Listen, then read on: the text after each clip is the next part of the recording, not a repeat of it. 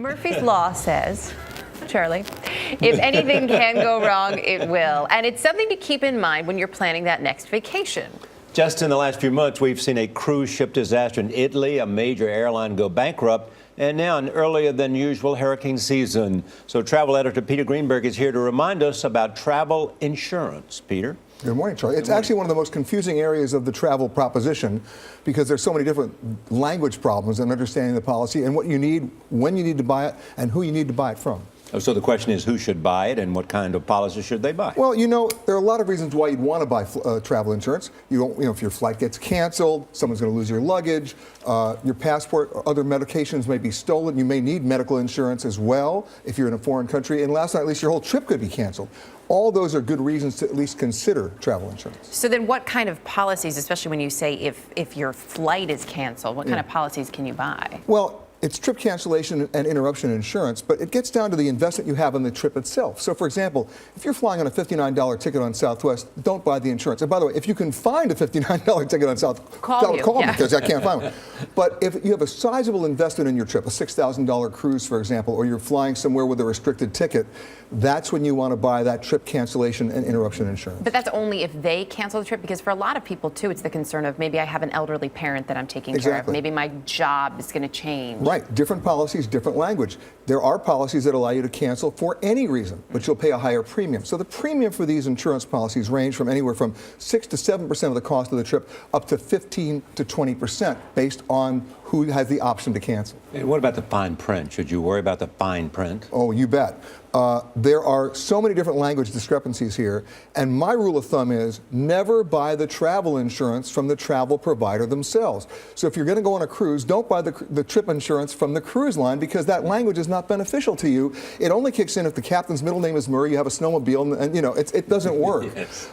You really want to do it from a third party, and any travel agent can sell you that insurance. They get a commission on that anyway, but don't buy it from the travel provider themselves. And for another reason, if the travel provider goes out of business, so does your insurance. So then where do I get it? Can I only get it through a travel agent, or are there places online that I can shop for it? Tons of places online. In fact, there are a number of organizations out there that are nonprofit that actually will give you a very good comparison shopping opportunity here. One is insuremytrip.com. One is called squaremouth.com. They actually interpret the language in the policies to help you out, because the bottom line is if you don't understand that language, and by the way, who does? I mean, nobody does.